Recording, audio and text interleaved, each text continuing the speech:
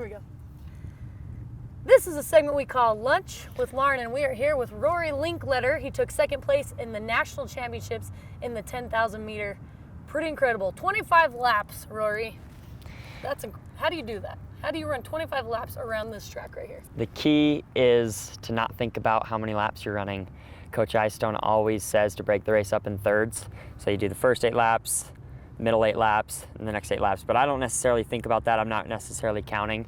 I remember specifically in this one, I was just looking around, listening, just embracing it all. Like, it's a pretty cool atmosphere. So just kind of zoning out in a way, just not focusing on the amount of time I'm running, but the whole venue. And I mean, there was pole vault competition going on inside. And you were watching it. And I was on like, the side? there we go. I watched the winner clear the last bar. So that's when you know you're running way too far, is when you can watch other events during your event. Yeah, it was fun. It's too much running. It was a lot. Is there a specific song that goes through your head while you're running at all? Sometimes there is, but there's not a specific one. Like, it's usually in workouts, like, because we'll have on the speaker out here, we'll have some music playing, and there'll be a song that gets stuck in your head. But in a race, not usually a song. I'm usually just so focused and like dialed in, or completely zoning out, like I said earlier. So first half I'm zoned out and not necessarily a song, but the second half I'm so dialed in that now it's just I can hear myself think, you know? Right. That's awesome. For sure. What is your favorite lunch food? We're totally changing gears here. Okay. What's your favorite lunch food? Favorite lunch food? Being a runner and practicing in the afternoon, my lunch is usually pretty light. I would say just a classic sandwich, like a turkey, cheese, whatever, you know? Just something. Just a nice Rory, sandwich. You are in luck, my friend, because we happen to bring a classic turkey and cheese sandwich for lunch. So let's feel free. From where? From the BYU Creamery? This is from the BYU Creamery. There we go. And no, we didn't just buy it at my work right before this. We've had it prepared. So, well, I mean, thank you. Go ahead. I'll take a bite. Some pretzels, some water. Because we like to do things right here with Lunch with Lauren. You know Jill Van Mierlo, the gymnast? Yes. That's my girlfriend. Okay. She makes my sandwiches usually. Oh. It's a lot better than this. Oh, we won't put that on because you're going to offend the BYU Creamery by saying that. But so what does she put on her sandwiches? So the ingredients are pretty simple, probably actually the same as this. It's just made with love. Anything made by your girlfriend is going to be better. Yeah. I heard you guys are vying to be one of the power couples. We've been fighting for that position for about 3 years now, so you've hoping been dating a long time. Yeah, for BYU standards. Yeah, I'd say so. And that's okay, because you're a youngster. Yeah. You got plenty of time. For sure. So what are you guys going to do to step up your game to become the next power couple here at BYU? I thought that maybe getting second at nationals should help a little bit. Yeah, I don't know what can we do. What do they look for? Here's my idea. So she's a gymnast. Okay. So you guys need to do some trick together and like put it on YouTube. Okay. Get viral. Like, yes, do something viral. You lift her up, she'll do like 3 backflips. Okay. Or she could lift me up. And then you run. That would even be cooler. Better. Even better. That would be, yeah. I like that. So we're just going back and forth with lots of different topics here. What's your biggest influence, or what influenced you to get into track and field? So I started running when I was going into my grade 9 year at Harriman High School, while I was actually going into Fort Harriman Middle School at the time. And I had a buddy that was going to do it, and I wanted to do something, and he kind of just dragged me out, and I was like, okay, it's a 6:30 a.m. practice in the summer. My mom told me I couldn't do it. She's like, you'll quit. That's ridiculous. You're going to run every day at 6:30 in the morning all summer? Yeah, right. So then it was kind of a challenge to just do it, just to say I did it. And I fell in love. So just enjoyed running, which is weird because I know a lot of people find it grueling, but I find it fun. There's something about it. Yeah. Did you do it just in spite of your mom? Because she said you couldn't? That probably was when I thought about maybe not continuing, was my driving factor to stay with it, because it is hard to get into. Right. There's obviously, the better you are, the more it's enjoyable, because it hurts a little less and it's a little bit more natural. So at first, that was probably what drove me to stay with it, but then it was just the enjoyment of it, so. I like that. What inspires you while you're on the track, while you're running? Your girlfriend's sandwiches. What else? Okay, so sandwiches, probably second to that would probably be, I would say, just bettering myself and where I've been at in the past. Running is cool because you can always take yourself to the next level. There's never going to be a ceiling to that, and you're always competing. You're always competing with yourself. You're competing with the other competitors on the track at the same time. And I'm a really competitive person. I'll find anything to compete with. And running, there's never an end to the competitiveness. So even if you're winning every race, you're trying to beat yourself in a way. So Right. I like just the competitive drive. Is there ever, because like you said, you're kind of trying to beat yourself, but is there somebody that you're always kind of looking at, like a different competitor that you're Wow. like, I'm coming for you, man? I have my rivals. I have people that, it's usually people that I competed with in high school that were maybe better than me, and I'm trying to close that gap to get up to them. And I've gotten a lot better since I've gotten here. BYU has risen my level of competitiveness, and so like now that I'm competing against guys that used to kick my butt in high school, it's like the goal is to beat those guys, my high school competitors, and a lot of them are actually my teammates now. So I mean, it's all fun competitiveness, but there's also people on other teams that are big competitors. So We all live in high school, a little bit. You there's carry still it. girls I played against, like in basketball in high school. I'm like, I'm better I'll get than you. you. one Yeah, day, I'll you get know? you. Yeah, for sure. It happens to all of us. It's hard. Totally fine. Yeah. Hey, is there a face you look for every time you're running the track? Like either a teammate or your coach? I wouldn't say as much a face as a voice. I look for Coach Eyestone's voice for sure. He'll say some good stuff. For example, at Nationals, he said with 500 meters to go, as I was in 9th or 10th place, so just over a lap to go, coming down the last stretch before the bell, and he just yelled, "Be great."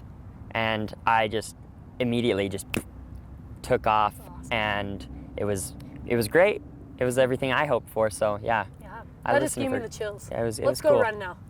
I feel like we should run a Okay. lap after that speech. Yeah, you better start eating a little faster. Do you have any pregame rituals that you do? And by pregame, I mean pre-meet. Well, since I race at night almost every time, sit in the hotel all day. All day. I'm in a hotel. Wow. Just what we do as a team, all the distance runners, because we all race at night, we'll play Mario Kart on an N64 or Super Smash Brothers, and we'll just burn time, eat light, relax, kick the feet up, just low key. I love that.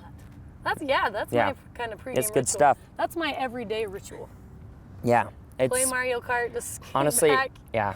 As a runner, just when you're not on your feet, you got to save it, because these things are the money makers. So That's right. you have to conserve as much as you can the day of a race. So What's the best thing to eat the day of a race?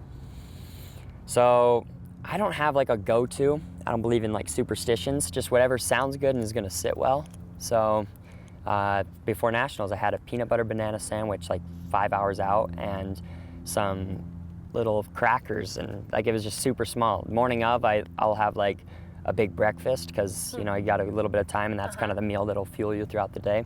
So yeah, just whatever feels good, and I know is going to say, well, I've tried enough stuff and had enough bad experiences and enough good experiences that I know what to avoid and what to include. So I have a feeling you're going to be eating more peanut butter banana sandwiches. that might be, I might start superstitions. I try to avoid them, but that was like so magical that maybe it's worth the peanut butter banana sandwich ritual. Those bananas carried you the last 100 meters. They might have.